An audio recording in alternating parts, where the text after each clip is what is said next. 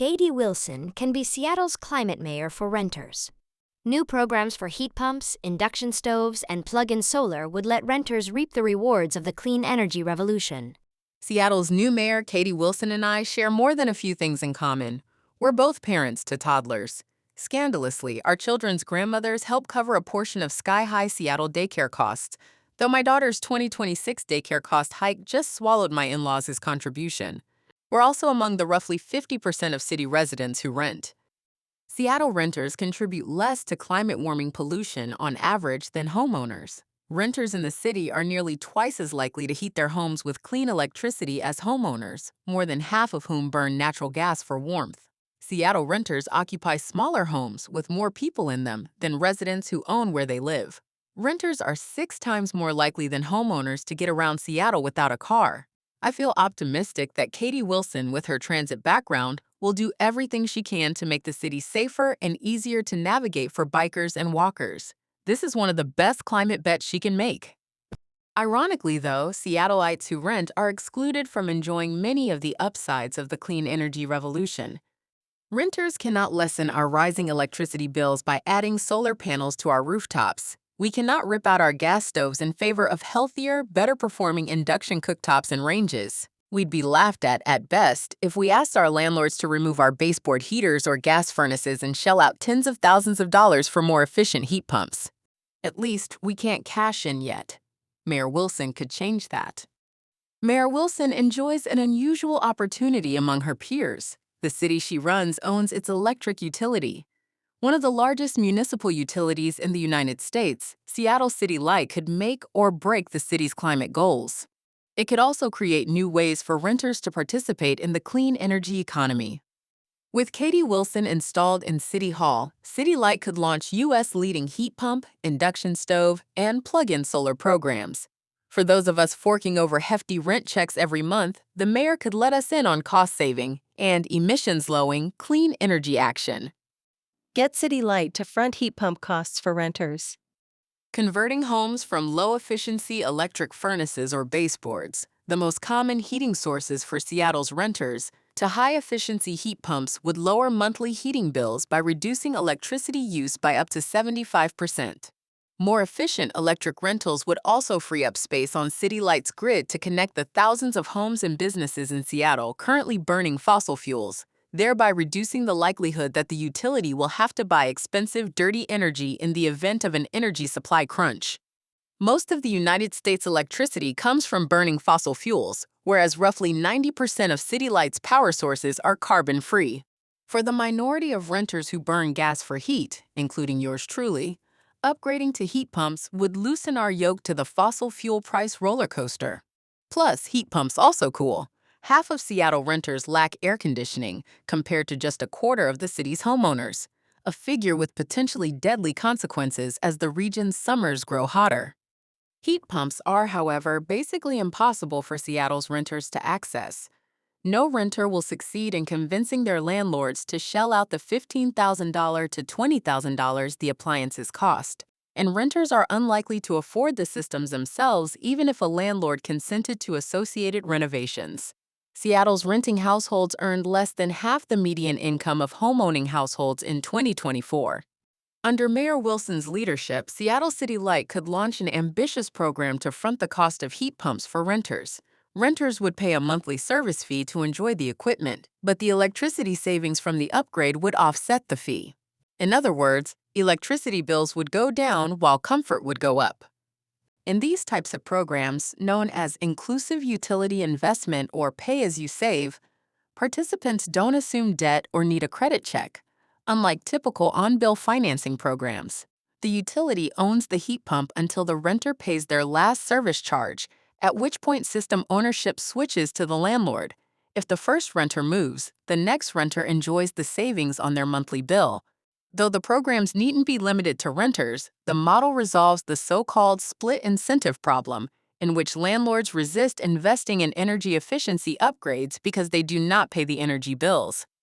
Since the idea was developed in 1999, 20 utilities across 10 U.S. states, including Missouri, Kansas, and California, have active inclusive utility investment programs. If these places can do it, so can Seattle. Launch a window heat pump initiative for Seattle apartments.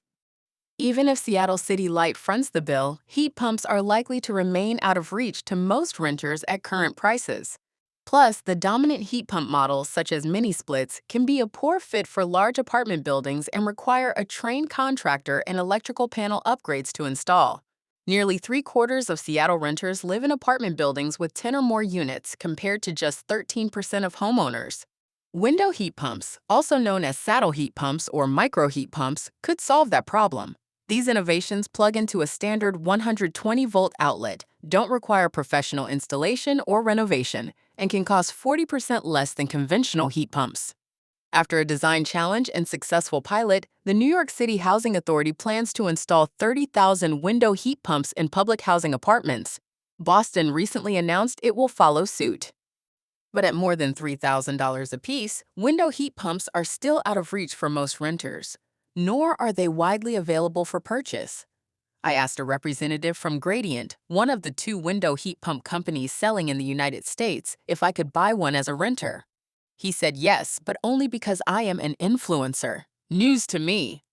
Plus, the models rolling out on the East Coast are designed for cold climates and therefore may be unnecessarily expensive for Seattle's milder winters. Finally, they only fit in windows that slide open vertically, a more common window type on the U.S. East Coast than the West Coast.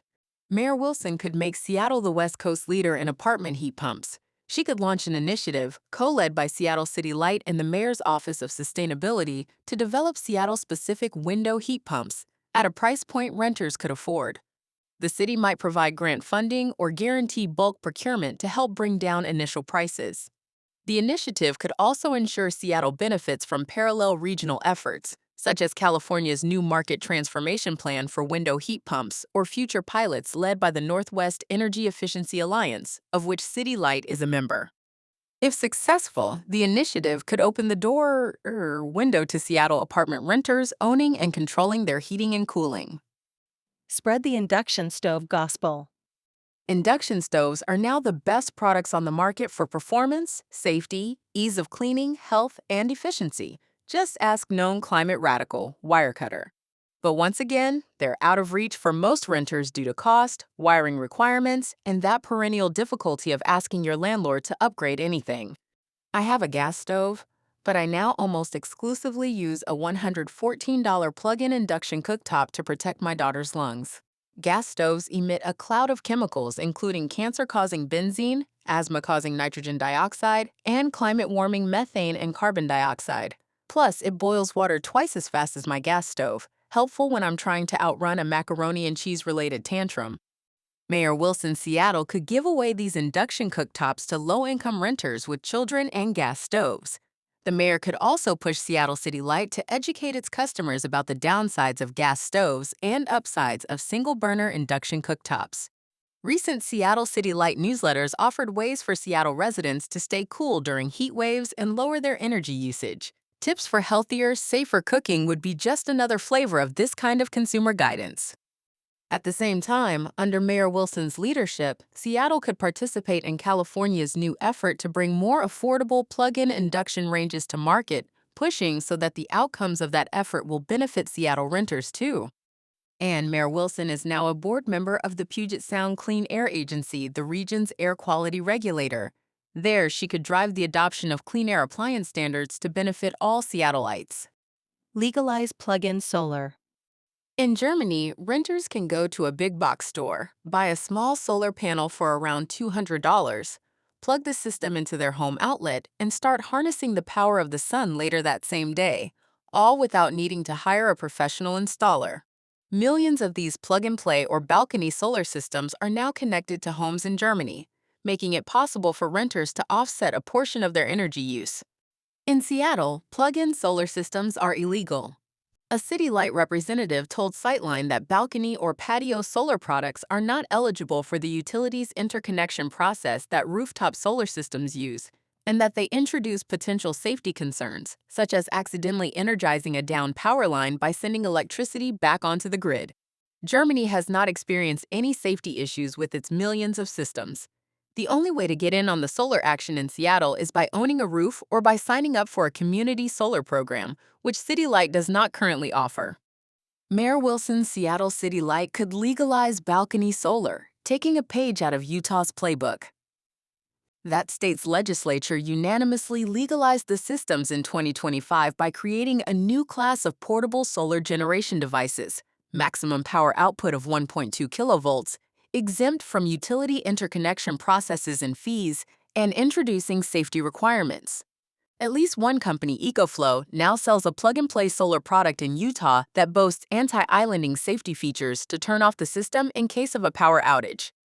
Seattle's summer sun is one of the city's best-kept secrets. With a free, simple, and safe City Light program for balcony solar, renters could start to enjoy it in more ways than one. Mayor Wilson can make Seattle a green city for renters. In Katie Wilson, Seattle elected a renter for mayor for the first time in at least 15 years, and perhaps ever. I gave up searching for one. While the city has boasted about its green bona fides for decades, renters have been mostly worker bees for this green credential, not recipients of its benefits. By creating new ways for Seattle renters to enjoy efficient heating and cooling with heat pumps, easy and safe cooking with induction stoves, and cheaper electric bills with plug-in solar, Mayor Wilson can make Seattle the model for pro-renter clean energy policies. And she may even reap some of those rewards herself. Thanks to Sightline researcher Ricardo Pillai for his research support for this article.